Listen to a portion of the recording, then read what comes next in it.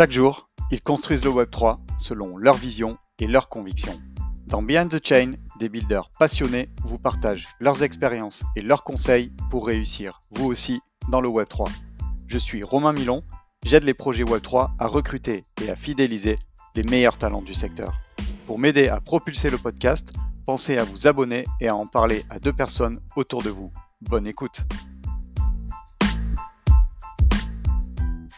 Avant ce nouvel épisode, je tenais à vous préciser que nous ne donnons pas de conseils en investissement financier dans ce podcast. Je vous rappelle aussi que tout investissement dans les cryptoactifs et les NFT comporte des risques et peut entraîner des pertes en capital. Soyez prudents et faites toujours vos propres recherches. Bonjour à tous, très heureux de vous retrouver pour ce nouvel épisode de Behind the Chain. J'espère que vous êtes en pleine forme.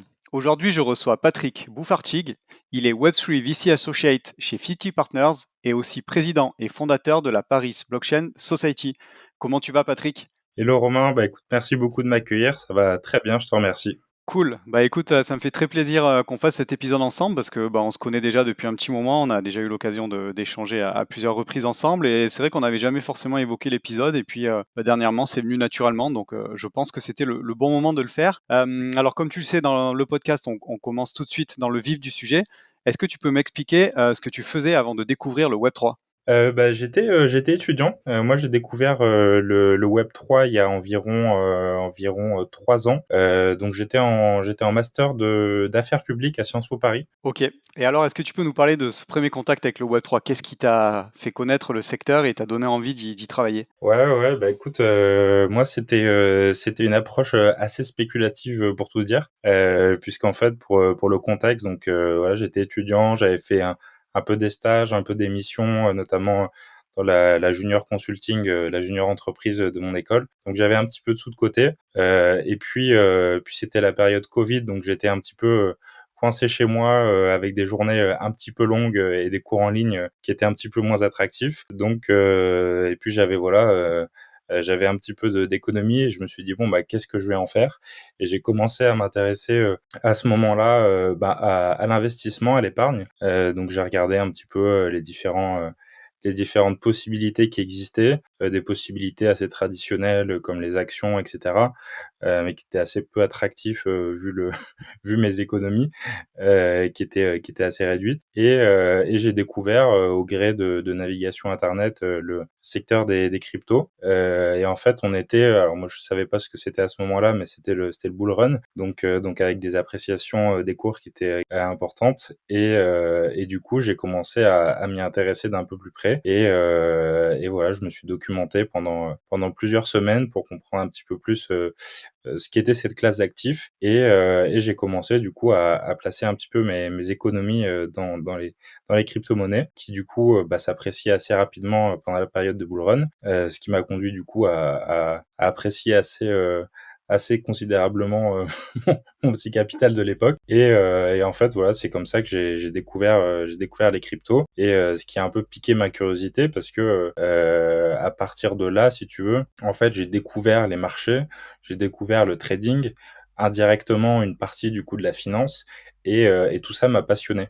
Donc comprendre comment fonctionne une bourse d'échange, comprendre la différence entre un exchange centralisé et décentralisé, comprendre ce qu'est une crypto et à quoi elle sert dans différents cas d'usage. Et de fil en aiguille, j'ai trouvé ça assez passionnant et stimulant intellectuellement. Et du coup, je me suis progressivement orienté jusqu'à me professionnaliser dans ce secteur. Ok, écoute, merci pour cette intro sur comment t'as rencontré le secteur. Je pense que ce qui serait intéressant maintenant, c'est que tu nous parles de l'association donc tu as créée qui s'appelle la Paris Blockchain Society. Pourquoi cette idée ? C'était quoi qu'est-ce que tu voulais faire à la base ? Et finalement, pourquoi tu t'es dit tiens, je vais essayer de construire déjà quelque chose finalement assez tôt dans ton parcours pro dans le Web3 ?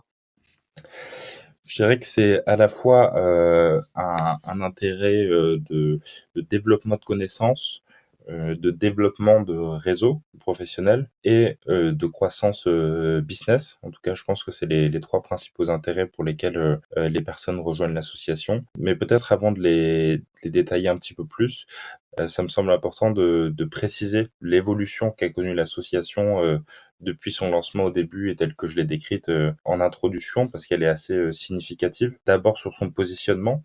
puisqu'on n'est plus une association de jeunes professionnels, telle qu'on l'a lancée au début, mais une association de professionnels tout court, puisqu'en fait, donc, les critères pour nous rejoindre sont de travailler depuis au moins 2 ans dans le secteur du Web3 en France, et il n'y a plus de limite supérieure en termes de seniorité des membres, ce qui fait qu'on a des experts et des entrepreneurs qui ont 5, 10, 20 ans d'expérience professionnelle qui nous rejoignent aujourd'hui. Et notre vision et objectif, c'est de devenir une des communautés de référence pour les experts du Web3 en France. Donc ça, c'est un point qui me semblait important à préciser. Peut-être quelques chiffres aussi, pour donner une image un petit peu plus complète à l'audience.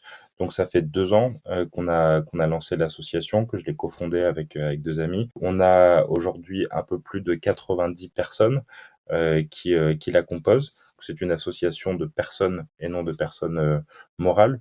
C'est d'ailleurs un des points, un des intérêts peut-être par rapport à d'autres organisations en termes d'accessibilité financière et de facilité d'accès, parce que c'est une décision personnelle et non d'entreprise que de nous rejoindre. Et puis, c'est environ 70 conférences organisées et plus de 100 speakers français et internationaux reçus.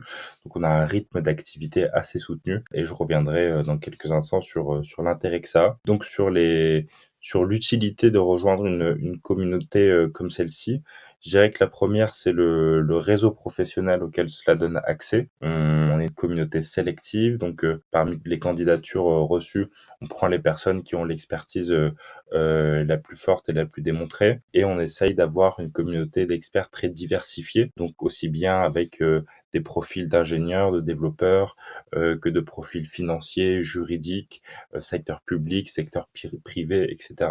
Donc, à partir du moment où quelqu'un rentre dans l'association, elle accède à, en quelque sorte, un carnet d'adresses de plus de 90 experts en France qui pourront l'aider à tout instant sur une problématique professionnelle qu'elle rencontre, sur une mise en relation, sur un retour sur son projet, etc. Et ça, c'est extrêmement précieux. Le deuxième avantage qui découle du premier, je dirais que c'est un intérêt business, et c'est de plus en plus, je crois, ce que recherchent les personnes qui nous rejoignent, en particulier les profils les plus seniors.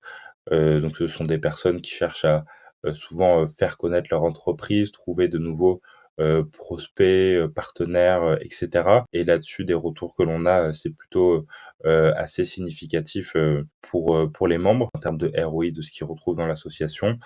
Et on met par ailleurs en place, au-delà des rencontres autour de conférences, événements networking, etc., qui leur permettent de faire, de développer cet aspect, on met en place et on formalise des partenariats qui vont en ce sens. Je pense par exemple à des partenariats avec des médias spécialisés que l'on a et qui permettent aux membres de partager leur expertise dans des médias et d'augmenter leur visibilité.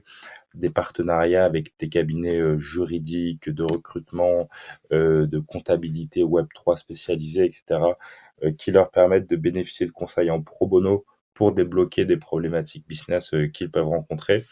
Donc on met le maximum à leur disposition pour qu'ils aient le réseau et les opportunités nécessaires au développement de leur activité économique. Et puis le troisième point, je pense, c'est la possibilité, évidemment, de rencontrer des personnalités et des experts auxquels on n'a pas forcément accès d'ordinaire à travers les conférences que l'on organise, à savoir qu'il y a les conférences publiques que vous avez peut-être vu passer souvent au Palais Brongniart, avec des tables rondes d'experts et qui sont accessibles, y compris aux personnes qui ne sont pas membres de l'association.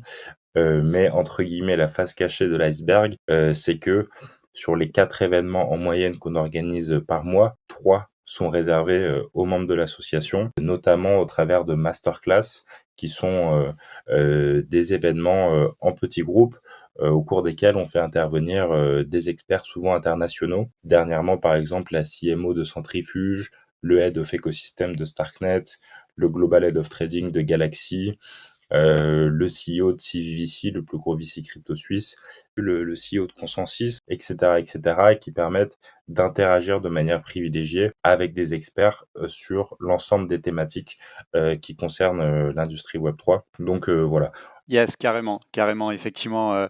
Qui vas-tu, on va dire, interviewer après Joseph Lubin, le CEO de Consensus? Mais d'ailleurs, ça m'intéresserait que tu me dises, alors j'imagine que c'est étape par étape et c'est ce que tu viens de dire, mais comment on fait clairement pour avoir le CEO de Consensus dans un talk? Il y a un travail en fait à construire petit à petit de track record et de crédibilité de la marque. Donc ça se fait de manière assez intuitive et logique, hein. Il y a rien de magique là-dedans et moi j'ai un petit peu, tu vois, formalisé et processisé tout ça à différentes occasions. J'avais fait une petite intervention auprès du master XHEC où j'avais dit aux étudiants: créez votre communauté, c'est un super pouvoir et voici exactement comment faire. Donc en soi, c'est très simple. Il faut commencer par inviter des personnes qui sont relativement accessibles, des entrepreneurs locaux, on va dire, qui ont quelque chose d'important à partager, d'intéressant, et réunir un petit public à la hauteur de ce qu'on peut toucher avec une visibilité naissante. Et puis, faire preuve de persistance, de régularité, et toutes les plusieurs fois par mois, idéalement, si on veut aller très vite, ou une fois par mois, organiser un événement avec, un petit peu comme tu le fais avec ton podcast, à chaque fois des personnalités qui sont un peu plus visibles. Et puis, de fil en aiguille, essayer de développer la visibilité de l'organisation jusqu'à avoir assez de crédibilité pour que une personnalité d'envergure internationale voit un intérêt à prendre du temps pour échanger avec l'audience que tu peux lui proposer. Yes, carrément. Bah, écoute, ça paraît du bon sens ce que tu dis. Et puis, je pense aussi, voilà, il y a la régularité, la qualité de ce qu'on propose, voilà, et de ce qu'on montre aussi, on va dire, à l'extérieur. Tu dirais que la Paris Blockchain Society, que tu as fondée ou cofondée, je sais plus exactement, ça a été game changer dans la suite de ton parcours, notamment les premières expériences que tu as pu avoir dans le secteur, puisque tu as bossé notamment pour la Paris Blockchain Week et puis pour d'autres gros événements de la place. Au début, c'était pas forcément un game changer, mais en tout cas, c'était clairement un avantage parce que quand j'ai rejoint la Paris Blockchain Week, comme tu le dis, juste à la sortie de mon master, ça a compté, ils me l'ont dit, dans le choix de mon profil plutôt qu'un autre, puisqu'ils se sont dit, bah voilà, il sait organiser des conférences, il a déjà un petit réseau dans le secteur, etc. Donc, en plus, j'étais sur la partie en charge d'inviter les speakers, donc ils se sont dit que j'aurais des compétences et un réseau utile à ça. Mais plus ça s'est développé et plus l'association a gagné en crédibilité, en visibilité, plus effectivement ça m'a permis d'atteindre des objectifs professionnels que j'aurais peut-être pas atteints autrement. Et je pense en particulier au rôle que j'occupe aujourd'hui chez 50 Partners, où je suis Web3 VC Associate, comme tu le mentionnais au début, qui est du coup un secteur, le secteur du venture capital, assez difficilement accessible, comme chacun sait. Et en fait, l'association m'a donné une visibilité et une crédibilité qui a fait penser à 50 Partners que j'aurais un atout assez important pour attirer des startups pour le fonds d'investissement et l'accélérateur. Et c'est par ailleurs de cette manière-là, à travers l'association, que j'ai rencontré Richard Hamelin, qui est directeur investissement Web3 chez 50 Partners. Et donc oui, indéniablement, ça créer une communauté, ça permet d'accélérer l'atteinte de ces objectifs dans le secteur qui nous intéresse, ouais, c'est sûr. Ok, bah merci pour la réponse. Et puis, on est vraiment dans un podcast Web3 parce qu'on entend les petites notifications Discord de Patrick. Mais voilà, comme ça, euh, on est baigné dedans. Bah, tu peux peut-être nous expliquer voilà, ce que vous faites concrètement chez 50 Partners sur la partie Web3 parce que, bien entendu, 50 Partners, c'est plus global que le Web3. Donc, peut-être tu peux expliquer l'approche globale. Et puis après, en quoi, voilà, peut-être plutôt quelle est votre spécialité, votre spécification sur la partie Web3? Ouais, bien sûr. 50 Partners, en fait, c'est une structure assez singulière et que je trouve particulièrement intéressante dans l'écosystème tech de manière générale pour commencer. C'est né il y a plus de 12 ans maintenant, donc ça fait partie des accélérateurs qui ont perduré, parce qu'il y a une vague d'accélérateurs, mais en fait, assez rares sont ceux qui ont eu cette longévité-là. Et c'est dû à un modèle assez particulier où en fait, pour chaque thématique que l'on traite, donc en fait, on a 4 accélérateurs. Le premier, l'historique, est autour du digital et de la tech en général. Ensuite, il y a eu l'impact social et environnemental, puis la santé, et du coup, depuis un an, la branche Web3 que j'ai rejoint. Et pour chacun de ces accélérateurs, on recrute les 50 entrepreneurs qu'on estime parmi les meilleurs de l'écosystème francophone, et on sélectionne très peu de startups chaque année, entre 5 et 8, pour les accompagner sur mesure à travers l'expertise de ces 50 entrepreneurs, qui du coup est extrêmement complémentaire et permet de leverager un réseau assez exceptionnel. Et on le fait sur une durée beaucoup plus importante que d'autres structures, puisque l'accompagnement dure 3 ans. Donc ce qui fait que les startups ont des chances de succès qui sont bien supérieures à la moyenne des startups, puisque je crois que si je ne m'abuse, sur les plus de 100 startups qui sont au portfolio de 50 Partners, il y en a moins de 10% sur les 12 dernières années qui ont arrêté leur activité. Donc c'est une statistique qui tranche pas mal avec la moyenne du secteur startup et qui montre la pertinence et la valeur de ce modèle. Ok, bah écoute, c'est hyper intéressant. Alors peut-être que tu peux nous dire maintenant un petit mot sur le mode d'accompagnement. En fait, c'est quoi les critères? Comment ça se passe concrètement? Si c'est pas confidentiel, bien sûr. Est-ce que tu peux nous dire un mot là-dessus? On est attaché à une chose, je dirais avant tout,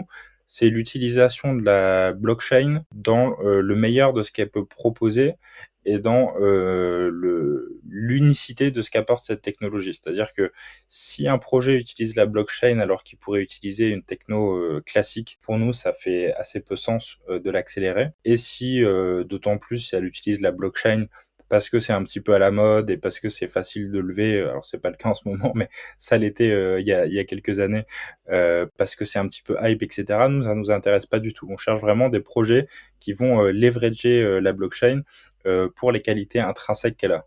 Au-delà de ça, on est secteur agnostique, donc on étudie aussi bien des projets dans le secteur de l'art, que de la tokenisation, que de l'infrastructure, que de la finance décentralisée, que la loyalty. Donc sur les cas d'usage, on est entièrement ouvert. Simplement, il faut que la technologie de la blockchain fasse sens et qu'il y ait un minimum de preuves de traction, que ce soit à travers des premiers intérêts de clients, de partenaires, d'avancée de maturité du produit. On ne demande pas encore que la startup soit déjà rentable, etc. Mais c'est pas non plus le stade d'incubation où on en est au stade de l'idée. C'est vraiment un accélérateur, donc des premières phases de traction. Yes, bien entendu. Et alors, est-ce que tu peux nous dire un mot des premières startups que vous avez incubées? Je ne sais pas exactement combien il y en a, et puis peut-être nous dire rapidement, voilà, finalement, vers quel secteur vous vous êtes porté à travers ces startups. Ouais, bien sûr. Alors aujourd'hui, on a sept startups en portefeuille, dont 3 dont on se réjouit de leur arrivée, qui sont arrivées au cours des dernières semaines. Et les secteurs sont très variés, à l'image de ce que je te disais tout à l'heure de notre ouverture sur les cas d'usage. On va avoir aussi bien de la DeFi, avec des protocoles des liquidity providing, avec des protocoles d'options décentralisées. On va également avoir de l'infrastructure avec un protocole d'interopérabilité, des projets un peu plus retail oriented avec de la tokenisation de cartes à jouer pour les collectionneurs, des choses orientées un petit peu plus finance et B2B, avec de la tokenisation d'equity pour faciliter les levées de fonds d'entrepreneurs. Donc c'est assez large. Mais à l'occasion, j'invite les personnes à regarder notre site internet et pourquoi pas à passer prendre un café au sein de nos locaux. On sera ravis de présenter notre portfolio. Yes, et je confirme, vous avez de très beaux locaux. J'ai eu la chance de participer à l'un de vos side events il y a quelques semaines pour la Paris Blockchain Week, et c'était très sympa. J'en profite aussi du coup pour saluer Romain et Quentin de chez Renfy, voilà, Quentin a été un des invités du podcast. Donc voilà, je leur fais un petit coup de pub. Et puis peut-être qu'on aura d'autres projets à venir dans les prochaines semaines. En tout cas, on pourra y réfléchir. Alors ce que je te propose, bon, on a parlé un peu de l'activité VC et tout ça. Peut-être si on vient maintenant, alors tu as créé justement la Paris Blockchain Society. À la base, c'est une association, voilà, qui vise on va dire, à rassembler plutôt des jeunes actifs dans le domaine de la blockchain. Toi qui finalement connais beaucoup de personnes, voilà, qui sont des jeunes diplômés, etc., dans ce secteur. Si tu devais donner un ou deux conseils à quelqu'un qui veut se lancer dans le Web3 et qui veut bosser dans cet écosystème, qu'est-ce que tu lui dirais avec toute l'expérience que tu as pu acquérir? Ça dépend pas mal du parcours de la personne, de ce qu'elle cherche, du secteur, etc. Mais pour un jeune pro, je lui dirais dans un premier temps de participer, déjà de se documenter en ligne à travers voilà, des ressources qu'elle peut trouver par elle-même, mais aussi et surtout de participer au maximum d'événements. Le secteur Web3 est très friand de meet-up et de conférences de toutes sortes, donc c'est vraiment pas difficile avec quelques recherches internet en particulier à Paris, de pouvoir se rendre à des rencontres du secteur. Et je pense que ça permet vraiment de donner un sens beaucoup plus concret, beaucoup plus palpable du type d'acteurs qui existent, du type d'entreprise dans lequel la personne pourrait se projeter et de ce qui est finalement de est-ce que ça peut correspondre à ses affinités et à ses compétences. Je pense que c'est vraiment essentiel. Pas hésiter également à contacter des personnes directement de ce secteur, que ce soit sur les réseaux sociaux ou par exemple sur LinkedIn. C'est un secteur, il faut le savoir, où les gens sont de manière générale très ouverts à l'échange, à la rencontre, au partage. Donc c'est assez facile de pouvoir rencontrer des personnes dans les entreprises qui peuvent a priori nous intéresser pour avoir des retours d'expérience concrets. Et puis ensuite, je dirais, idéalement de venir d'un background quand même soit tech, soit financier, parce que c'est quand même un secteur qui est à la croisée de ces 2 industries-là et quand on vient de Sciences Po comme moi, c'est parfois pas toujours évident de trouver, d'atteindre les postes qui sont les plus convoités. Parce que c'est vrai que c'est un secteur tech et beaucoup de use cases sont quand même financiers et donc sans notion assez forte dans ces deux domaines. Je dis pas que c'est impossible sans ça de faire une très belle carrière dans ce secteur. Comme dans toute entreprise, il y a des postes dans le marketing, la communication, les ressources humaines, les partenariats et tout le reste. Mais ça reste quand même un secteur où la plupart des postes sont là-dedans. Et d'ailleurs, c'est une tendance qui se confirme assez fortement. Je voyais ce matin passer un rapport de l'exchange BitGate qui disait que la croissance dans les candidatures des personnes qui voulaient les rejoindre, qui venaient du secteur de la finance traditionnelle et de la banque, avait augmenté très significativement au cours de la dernière année. Et donc, je pense que c'est une tendance voilà, qui ne fait que se renforcer. Je pense que c'est quelque chose d'important à avoir en tête. Ouais. Ouais, effectivement, j'ai vu passer cet article aussi et ça m'a marqué. Je te propose maintenant qu'on termine l'épisode avec une ou deux questions un peu plus personnelles. En ce moment, qu'est-ce qui te hype particulièrement en termes de tendance voilà, dans le secteur Web3? C'est quoi qui te paraît le plus prometteur? Alors, j'ai peut-être un biais un peu personnel parce que les derniers événements qu'on a organisés avec l'association étaient assez axés finances traditionnelles, mais je suis assez convaincu fondamentalement que c'est là que la tendance de fond porte l'écosystème. Je pense en particulier à la tokenisation des actifs financiers traditionnels. Je pense que c'est le résultat de plusieurs facteurs. D'abord, une régulation, en particulier en Europe avec MiCA, qui favorise quand même des acteurs qui ont une taille critique assez importante et en particulier des acteurs bancaires. Et je vois bien que c'est la tokenisation, les stablecoins, etc. C'est des choses qui touchent directement à leur activité et qui peuvent avoir des résultats et des intérêts business très concrets pour ce type d'acteurs. On voit également la tendance de fond avec les ETF Bitcoin aux États-Unis, avec le premier fonds tokenisé de BlackRock, etc. Donc je pense qu'il y a une vraie tendance là-dessus. À prendre toutefois avec des pincettes sur la rapidité du développement de ce secteur, parce que je pense que à la fois la maturité de la réglementation n'est pas encore tout à fait là, et parce que ce type d'acteur met beaucoup de temps avant de faire des transformations techniques et d'infrastructures comme celle-ci.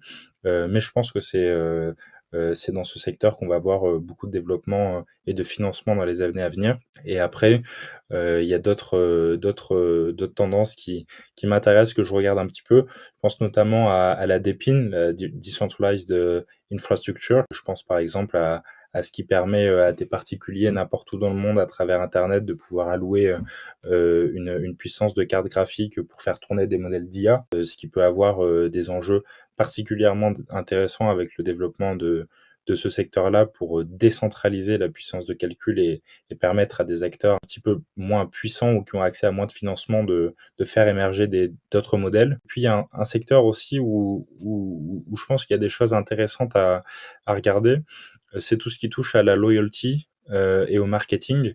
parce que je pense qu'avec l'essor de l'économie Web3 et notamment l'utilisation des wallets par de plus en plus de personnes, ça va donner d'autres types d'informations et d'insights pour les personnes qui font de la publicité et qui cherchent à personnaliser leurs messages commerciaux. Et je pense qu'on va avoir des cas d'usage assez intéressants se développer dans ce secteur aussi. OK, bah, écoute, réponse, très complète. Merci pour, voilà, pour tous tes points. Allez, on arrive déjà à la dernière question et le temps a tourné vite, donc si tu peux essayer de faire une réponse concise, ce sera parfait. Je sais que c'est difficile parce que la réponse est enfin, la question est assez complexe. Mais voilà, si tu avais une feuille blanche et puis un crayon, et que tu dessinais ton Web3 idéal dans 10 ans, à quoi il ressemblerait? Je pense que ce serait un secteur où on arriverait à trouver des cas d'usage de la blockchain, qui est quand même une technologie assez révolutionnaire qui permet à tout un chacun de participer à des décisions de protocoles et de services qu'ils utilisent de manière décentralisée et totalement transparente, qui permettrait de transformer pour le mieux des industries qu'on connaît déjà et d'insuffler aussi un renouveau peut-être démocratique et une maturité politique des citoyens qui est très exigeante parce que participer à la gouvernance d'un protocole de finance décentralisé sans être animé uniquement par la spéculation, ça demande pas mal de recul et de maturité politique et citoyenne. Mais je pense que l'essence du Web3, c'est quand même ça. Et je pense que si on va dans cette direction, ça peut faire naître de belles initiatives. Bah, écoute, merci beaucoup pour ta vision, tu as été hyper bref et c'est hyper intéressant. Tu es allé sur un axe qu'on n'avait pas forcément trop abordé, l'aspect politique des choses, jusqu'à présent, donc merci beaucoup et puis, bah, merci, tout court pour ta participation au podcast. C'était vraiment un réel plaisir, de t'avoir. Puis voilà, moi j'encourage tous ceux qui débutent dans le Web3, bah, bien entendu, voilà, ou qui sont déjà même professionnels dans le secteur, à rejoindre Paris Blockchain Society et puis écoute, bah, je te laisse le mot de la fin, voilà, si tu veux conclure, et dire un petit mot aux auditeurs. Écoute, merci beaucoup Romain, c'était un plaisir partagé d'intervenir sur ton podcast. Je complète en disant effectivement que s'il y a des founders, des entrepreneurs dans notre auditoire, pas hésiter à jeter un coup d'œil à ce que fait 50 Partners. Et puis côté Paris Blockchain Society, on sera ravis de vous accueillir également. Je précise qu'on est désormais une association professionnelle du secteur de manière générale et plus seulement de jeunes pros. Donc même si vous êtes un expert confirmé, on sera ravis de vous accueillir. Super, on mettra bien entendu le lien vers tout ce qu'il faut voilà, pour checker. Et puis, bah, écoute, je te dis à très vite et passe une bonne journée. Salut Patrick. Salut Romain!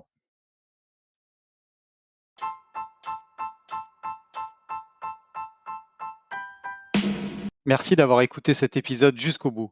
Pour m'aider à propulser ce podcast, je vous invite à me laisser la meilleure note possible ainsi qu'un commentaire sympa. À très vite pour découvrir un nouveau talent du Web3.